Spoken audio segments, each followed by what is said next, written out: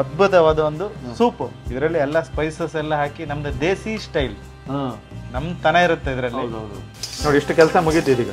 ಈ ಕೆಲಸ ಮುಗಿದ ನಂತರ ಮುಂದಿಂದು. ಹೌದು ಹೌದು, ಸಿಂಪಲ್ ಆಗಿರುತ್ತೆ. ಬನ್ನಿ, ಮಣ್ಣಿನ ಮಡಿಕೆಯಲ್ಲಿ ಮಾಡ್ತಿರೋದು, ಒಂಥರ ಅದ್ರದ್ದು ದೇಸಿ ತನ ಇರುತ್ತೆ. ಸ್ವಲ್ಪ ಒಂದು 2 ನಿಮಿಷ ಬಡ್ಸ್ಕೋಬೇಕು. ಗಮ್ ಅಂತ ಇದೆ, ಇದೇ ಮೇಯ್ನು. ಇದು ಹಾಕಿದ್ರೇ ನಿಮಗೆ ದೇಸಿ ಟಚ್. ಇದರಲ್ಲಿ ಯಾವುದೇ ಥರದ್ದು ನಿಮ್ಮ ಕಣ್ಣೆದುರೇ ಮಾಡಿದ್ದೇನೆ. ಸಾಸ್ಗಳಿಲ್ಲ, ಏನೂ ಇಲ್ಲ, ಯಾವ್ದು ಪ್ಯಾಕೆಟ್ ಹೊಡೆದು ಹಾಕಿಲ್ಲ, ಏನಿಲ್ಲ. ಆಕ್ಚುಲಿ ನಾವು ಇದನ್ನ ತೋಟದಲ್ಲಿ ಹೋಗ್ಬಿಟ್ಟು ಮಾಡೋಣ ಅಂತಿದ್ವಿ ಕುಂದಾಪುರ ಹತ್ರ. ಹೌದು, ಅನಿವಾರ್ಯ ಕಾರಣಗಳಿಂದ ಇಲ್ಲೇ ಮಾಡಿದ್ವಿ. ಟೈಮ್ ಇಲ್ಲ ಅಂತ ಹೇಳ್ಬಿಟ್ಟು ಇಲ್ಲೇ ಮಾಡಿದ್ವಿ. ದೇಸಿ ಶೈಲಿಯಲ್ಲಿ ಸೂಪ್ ಮಾಡಿದ್ದೀನಿ, ತರಕಾರಿ ಸೂಪ್. ನಿಮ್ಮ ಮನೆಯಲ್ಲೂ ಇದೇ ತರ ಮಾಡ್ಕೊಳ್ಳಿ.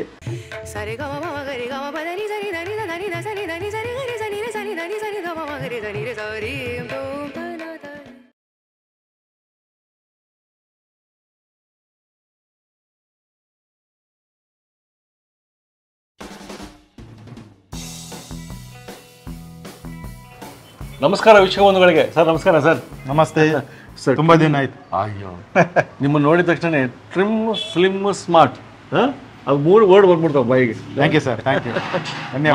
ಮಾಸ ಯಾವುದೇ ಇರಲಿ, ಅಡುಗೆಯ ಮಾಸ್ಗೆ boss. Thank you sir, thank you sir.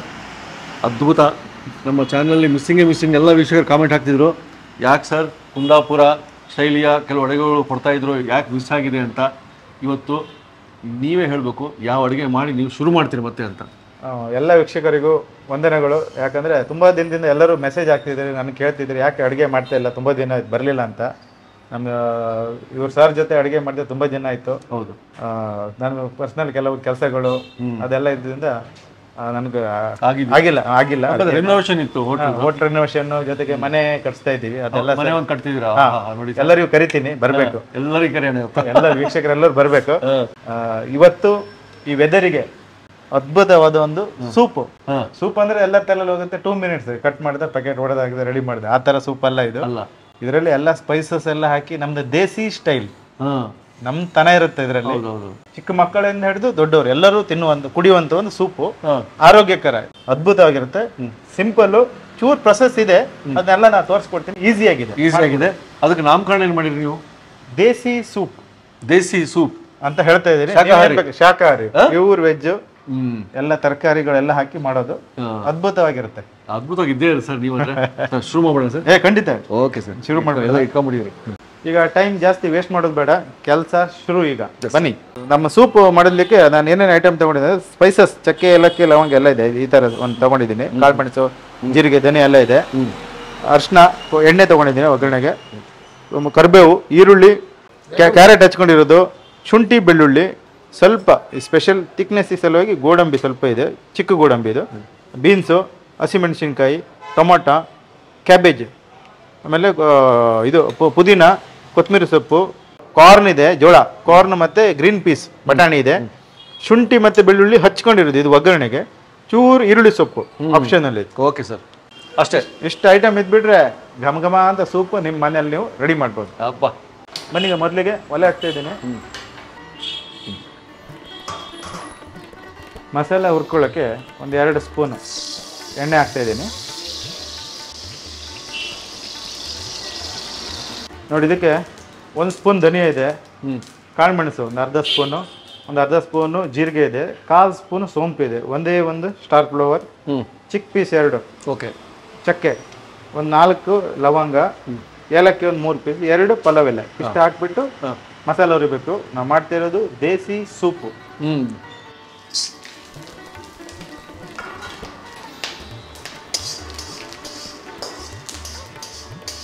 ಹೀಟಾಗಿರುತ್ತೆ ನೋಡಿ, ಇಷ್ಟು ಹುರ್ಕೋಬೇಕು. ಇದಕ್ಕೆ ಒಂದು 5ರಿಂದ 6 ಹಸಿಮೆಣಸಿನ್ಕಾಯಿ ನಿಮ್ಮ ಖಾರಕ್ಕೆ ಅನುಗುಣವಾಗಿ ಹಾಕೋಬೇಕು. ಈರುಳ್ಳಿ ಒಂದು 3 ಸ್ಪೂನ್ ಈರುಳ್ಳಿ ಹೆಚ್ಚಿಟ್ಕೊಂಡು ಹಚ್ಚಿಟ್ಕೊಂಡಿರೋ ಈರುಳ್ಳಿ. ನೋಡಿ, ಹಸಿಮೆಣಸಿನ್ಕಾಯಿ ಎಲ್ಲ ಫ್ರೈ ಆಗ್ತಾ ಇದೆ. ಹಸಿಮೆಣಸಿನ್ಕಾಯಿ ಹಸಿ ಸ್ಮೆಲ್ ಹೋಗ್ಬೇಕು. ಸ್ಲೋ ಗ್ಯಾಸಲ್ಲಿ ಉರಿಬೇಕು. ಸ್ವಲ್ಪ ಒಂದು 5ರಿಂದ 6 ಕರಿಬೇವು, ಇಷ್ಟು ಹೆಸರು ಕರಿಬೇವು, ನಾವೆಲ್ಲ ಸೂಪ್ ಅಂದ್ಬಿಡ್ತೀವಿ ಸರ್. ನೋಡಿ ಎಷ್ಟು ಹೆಂಗಿದೆ ಇಂಗ್ರೀಡಿಯೆಂಟ್ಸ್. ಸಿಂಪಲ್ ಸೂಪ್ ಅಲ್ಲ ಇದು. ಅಲ್ಲ ಇದು ಸ್ವಲ್ಪ ಗೋಡಂಬಿ, ನಿಮ್ಮ ಮನೆ ದಪ್ಪ ಪೀಸ್ ಗೋಡಂಬಿ ಇದ್ರೆ ಹಾಕ್ಬೋದು, ಇಲ್ಲ ಇದೇ ಹಾಕ್ಬೋದು. ಗೋಡಂಬಿನೇ ಇಲ್ವಾ, ನೋ ಪ್ರಾಬ್ಲಮ್, ಹಾಕ್ಬೇಡಿ, ತೊಂದರೆ ಇಲ್ಲ. ರಿಚ್ನೆಸ್ ಮತ್ತೆ ಥಿಕ್ನೆಸ್ ಎರಡು ಇದರಲ್ಲಿ ಸಿಗುತ್ತೆ, ಬೇಕಿದ್ರೆ ಹಾಕೋಬಹುದು. ನೋಡಿ ಗಮಗಮ ಅಂತ ಇದೆ. ಇದಕ್ಕೆ 2 ಮೀಡಿಯಂ ಸೈಜ್ ಟೊಮೊಟೊ, ನಾಟಿ ಟೊಮೊಟೊ ಇದ್ರೆ ನಾಟಿ ಟೊಮೊಟೊ ಹಾಕೊಳ್ಳಿ. ನಾಟಿ ಟೊಮೊಟೊ ಸ್ವಲ್ಪ ಹುಳಿ ಜಾಸ್ತಿ ಇರುತ್ತೆ, ನೋಡ್ಕೊಂಡು ಹಾಕಿ. ಇದೊಂಚೂರು ಫ್ರೈ ಆಗಬೇಕು.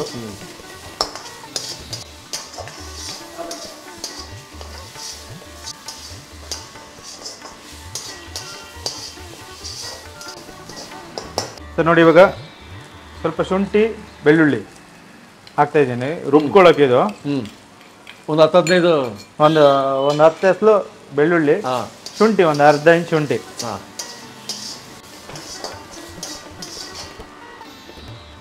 ಒಂದು 1/4 ಚಮಚ ಅರಿಶಿನ ಪುಡಿ,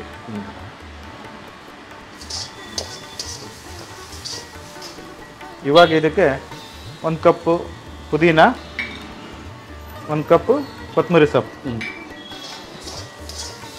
ಏನಪ್ಪ ಇವನು ಇಷ್ಟೊಂದು ಐಟಮ್ಸ್ ಹಾಕ್ತಾ ಇದ್ದೇನೆ ಅಂತ ತಿಳ್ಕೊಂತಿದ್ದೀರಾ? ಹೌದು. ಸೂಪಿಗೆ ಏನು ಸಿಂಪಲ್ ಸೂಪ್ ಹಿಂಗ್ ಮಾಡ್ತಿದ್ರ ಅಂತ.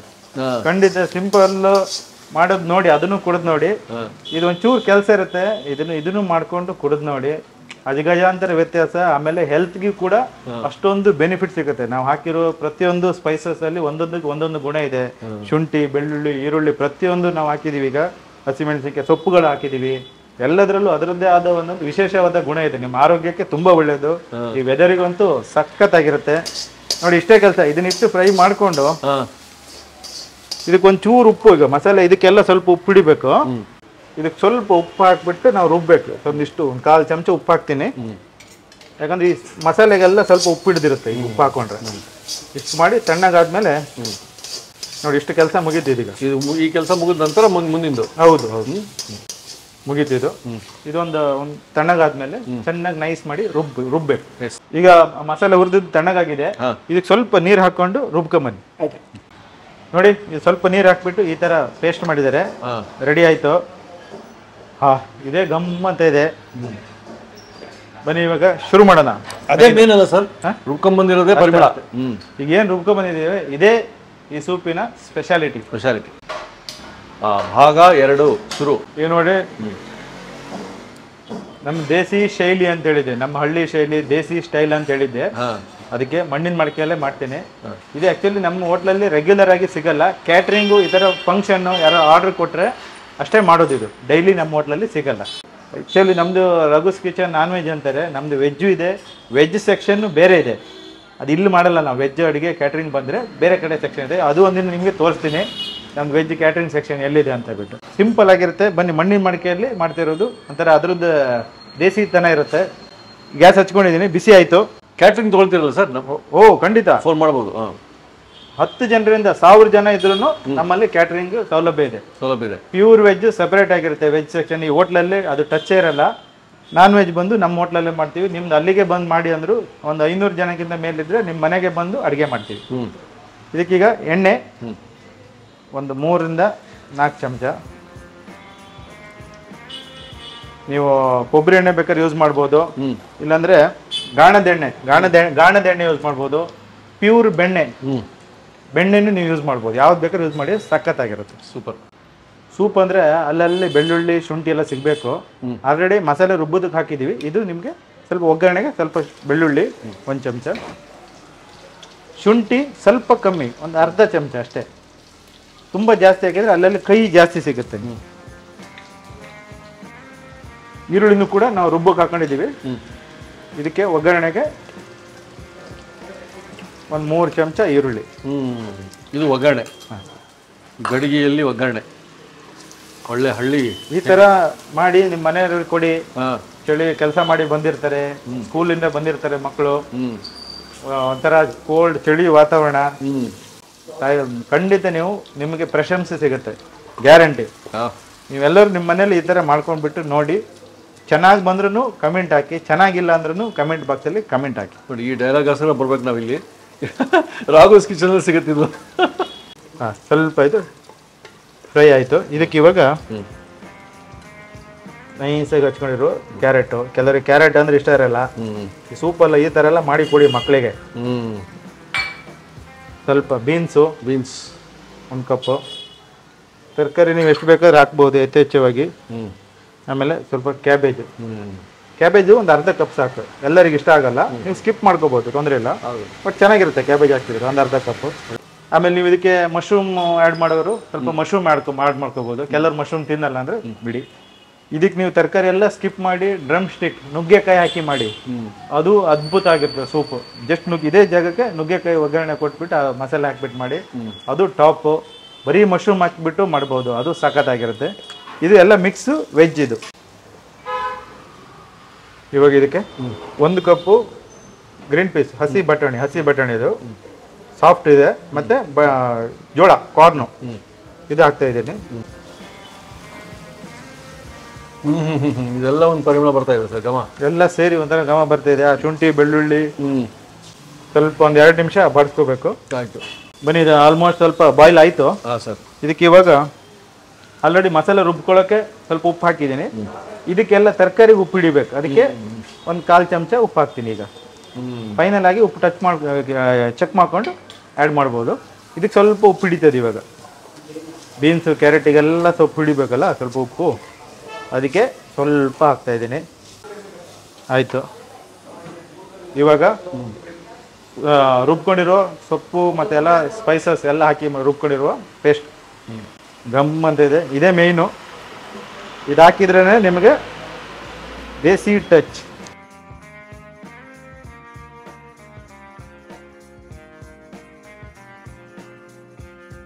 ಈಗ ನನಗೆ ಒಂದು ಸ್ವಲ್ಪ ಗೊತ್ತಾಗ್ತಾ ಇದೆ ಯಾವ ಕಲರ್ ಬರ್ಬೋದು ಇದು ಅಂತ. ಸ್ವಲ್ಪ ಅದು ಫ್ರೈ ಆಗಬೇಕು.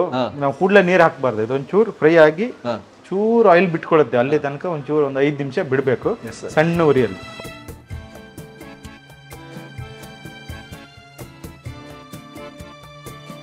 ನೋಡಿ, ಒಂದು 5 ನಿಮಿಷ ಫ್ರೈ ಆಗಿದೆ. ಇದು ಹಗುರೆಲ್ಲ ತಳ ಬಿಟ್ಕೊಂಡಿದೆ. ಚೂರು ಎಣ್ಣೆ ಹಗುರ ಮೇಲೆ ಬರೋಕ್ಕೆ ಶುರುವಾಗಿದೆ. ಆವಾಗ ಇಲ್ಲಿ ಸ್ವಲ್ಪ ಮಿಕ್ಸಿಯಲ್ಲಿ ಸ್ವಲ್ಪ ಮಸಾಲೆ ಇದೆಯಲ್ಲ, ಅದನ್ನೆಲ್ಲ ಸ್ವಲ್ಪ ನೀರು ಹಾಕ್ಬಿಟ್ಟು ನೋಡಿ, ಇಷ್ಟೇ ಕೆಲಸ.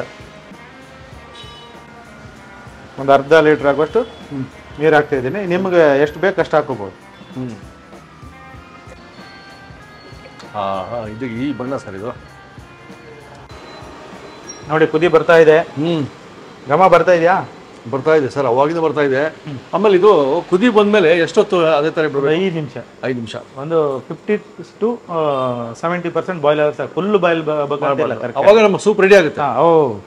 ಕುದಿ ಬಂತು. ಸಣ್ಣ ಊರಲ್ಲಿ ಒಂದು 5 ನಿಮಿಷ ಸಣ್ಣ ಊರಿ.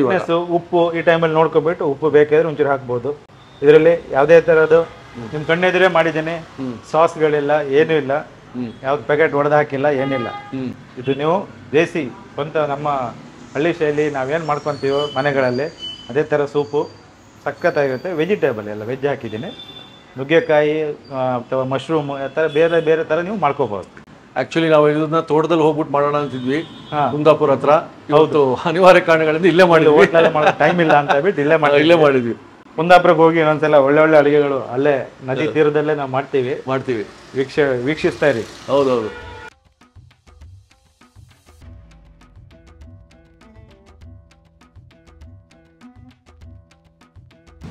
ನೋಡಿ, ಖುದ್ದಾಗಿದೆ. ಒಂದು 70-80% ತರಕಾರಿ ಎಲ್ಲ ಬಾಯ್ಲ್ ಆಗಿದೆ. ಚೂರು ಚೂರು ಸಿಗುತ್ತೆ ಹಂಗೆ. ಫೈನಲ್ ಸ್ಟೇಜು ಸ್ವಲ್ಪ ಸ್ಪ್ರಿಂಗ್ ಆನಿಯನ್ ಇದಕ್ಕೆ ಹಾಕ್ತಾ ಇದ್ದೀನಿ. ನೀವು ಬೇಕಿದ್ರೆ ಹಾಕೋಬಹುದು ಮನೇಲಿದ್ರೆ, ಇಲ್ಲ ಅಂದ್ರೆ ಬೇಡ, ತೊಂದರೆ ಇಲ್ಲ. ಇದು ಅಲ್ಲಲ್ಲಿ ಸಿಗುತ್ತೆ, ಸಖತ್ತಾಗಿರುತ್ತೆ. ಸಾಕೆ, ಗ್ಯಾಸ್ ಆಫ್ ಮಾಡ್ತಾ ಇದ್ದೀನಿ. Okay, done. ದೇಸಿ ಸೂಪ್ ರೆಡಿ. ಇಲ್ಲಿಗೆ ನಮ್ಮ ದೇಸಿ ಸೂಪ್ ರೆಡಿ ಆಯ್ತು. ಸರ್ವ್ ಮಾಡ್ಕೊಳ್ಳೋ ಸರ್? ಈಗ ಸರ್ವ್ ಮಾಡ್ಕೊಳ್ಳೋಣ. ಈ ತರ ಮಾಡಿ. ಈಗ ಥಿಕ್ನೆಸ್ ನೋಡಿ, ನಾನು ಇಷ್ಟು ಬಂದಿದೆ. ಇದು ನಾವು ಇದಕ್ಕೆ ಕಾರ್ನ್ಫ್ಲವರ್ ಏನು ಹಾಕಿಲ್ಲ. ಹೌದು, ಸೂಪ್ ಅಂದರೆ ಯೂಸಲಿ ಇದಕ್ಕೆ ಸ್ವಲ್ಪ ಥಿಕ್ನೆಸ್ ಬರೋದಕ್ಕೆ ಕಾರ್ನ್ಫ್ಲವರ್ ಹಾಕ್ತಾರೆ. ನಾನು ಸ್ವಲ್ಪ ಗೋಡಂಬಿ ಹಾಕಿರೋದ್ರಿಂದ ನಾನು ಹಾಕ್ತಾ ಇಲ್ಲ. ನಿಮ್ಗೆ ಏನಾದ್ರು ಇನ್ನೂ ಗಟ್ಟಿ ಬೇಕಾಗ್ತಾರೆ ಅಂದರೆ ನೀವು ಸ್ವಲ್ಪ ಆ್ಯಡ್ ಮಾಡ್ಕೋಬಹುದು. ಬಟ್ ಇದು ಪಕ್ಕ ಟೇಸ್ಟ್ ಇರುತ್ತೆ. ಆಯ್ತು.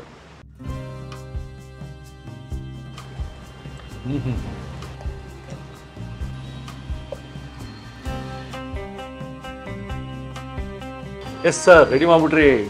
ನೋಡಿ, ರೆಡಿ ಆಯಿತು. ಸ್ವಲ್ಪ ಕಷ್ಟ ಅನಿಸ್ಬೋದು, ಬಟ್ ಎಲ್ಲರೂ ಇಷ್ಟಪಟ್ಟು ಕುಡಿತಾರೆ ಮತ್ತೆ ಆರೋಗ್ಯಕ್ಕೂ ಕೂಡ ಅಷ್ಟೇ ಒಳ್ಳೇದು. ದೇಸಿ ಶೈಲಿಯಲ್ಲಿ ಸೂಪ್ ಮಾಡಿದ್ದೀನಿ, ತರಕಾರಿ ಸೂಪ್. ನಿಮ್ಮ ಮನೆಯಲ್ಲೂ ಇದೇ ಥರ ಮಾಡ್ಕೊಳ್ಳಿ. ಹಾಗೆ ಎಷ್ಟೋ ಜನ ನಮ್ಮದು ಮಸಾಲೆ ರೆಗ್ಯುಲರ್ ಆಗಿ ಆರ್ಡರ್ ಮಾಡಿ ವರ್ಷಾನುಗಟ್ಟಲೆಯಿಂದ ತರಿಸ್ಕೊಳ್ಳೋರಿದ್ದಾರೆ. ನಿಮಗೆಲ್ಲರಿಗೂ ತುಂಬ ತುಂಬ ಧನ್ಯವಾದ. ಯಾಕಂದರೆ ನೀವೇ ನಮ್ಮನ್ನು ಬೆಳೆಸ್ತಾ ಇರೋದು. ಸಾಂಬಾರು ಪುಡಿಯಿಂದ ಹಿಡಿದು ಪ್ರತಿಯೊಂದು ಬಿರಿಯಾನಿ ಪುಡಿ ಪ್ರತಿಯೊಂದು ನೀವು ಕೆಲವರು ಮನೆಯಲ್ಲಿ ಮಾಡ್ಕೊಳ್ಳೋಕ್ಕಾಗದಿದ್ದು ನಮ್ಗೆ ಕಾಲ್ ಮಾಡಿ ತರಿಸ್ಕೊತಾ ಇದ್ದೀರಾ. ಕೆಲವರಿಗೆ ಲೇಟ್ ಆಗ್ತಾ ಇದೆ, ದಯವಿಟ್ಟು ಬೇಜಾರು ಮಾಡ್ಕೊಂಬೇಡಿ. ಯಾಕಂದರೆ ಒಂದೇ ಸಲ ತುಂಬ ದಿನ 100 ಆರ್ಡರ್ ಬರುತ್ತೆ, ಕೊಡೋದಕ್ಕೆ ಒಂಚೂರು ಲೇಟ್ ಆಗುತ್ತೆ. ಮತ್ತು ಸ್ಟಾಕ್ಗಳು ನಾವು ಫ್ರೆಶ್ ಆಗಿ ಆವಾಗವಾಗ ಮಾಡ್ಕೊಂಡು ಕೊಡೋದ್ರಿಂದ ಒಂಚೂರು 1 ವಾರ ಹಿಂಗೆ ಲೇಟ್ ಆಗ್ಬೋದು. ಬಟ್ ಒಳ್ಳೆ ಕ್ವಾಲಿಟಿ ನಾನು ಕೊಡ್ತೀನಿ. ಎಲ್ಲರಿಗೂ ತುಂಬ ಖುಷಿ. ಯಾಕಂದರೆ ಫಾರಿನಿಗೆಲ್ಲ ಕಳಿಸ್ತಾ ಇದ್ದೀರಾ ನಮ್ಮದು ಮಸಾಲೆ ಪೌಡರ್ಗಳನ್ನು. ಎಷ್ಟೋ ಜನ ಕೆ ಜಿ ತಗೊಂಡು ರೆಗ್ಯುಲರ್ ಕಸ್ಟಮರ್ ಆಗಿದ್ರೆ ನಿಮಗೆಲ್ಲರಿಗೂ ಅನಂತ ಧನ್ಯವಾದಗಳು. ನೋಡಿ, ಸಿಂಪಲ್ ಆಗಿ ಮನೇಲಿ ಮಾಡ್ಕೊಳ್ಳೋ ಸೂಪ್ ತೋರಿಸಿದ್ದೀನಿ. ಇದೇ ಥರ ಇನ್ನೂ ಹೆಚ್ಚಿನ ಅಡುಗೆಗಳು ನಿಮ್ಮ ಮನೆ ರಸದೂಟ ಚಾನಲಲ್ಲಿ ಬರ್ತದೆ. ನಿಮ್ಗೆ ಯಾವ ಥರ ಅಡುಗೆ ಇಷ್ಟ ಅದನ್ನು ಕಮೆಂಟ್ ಬಾಕ್ಸಲ್ಲಿ ಹಾಕಿ ನಾವು ಕೊಡೋದಕ್ಕೂ ಟ್ರೈ ಮಾಡ್ತೀವಿ.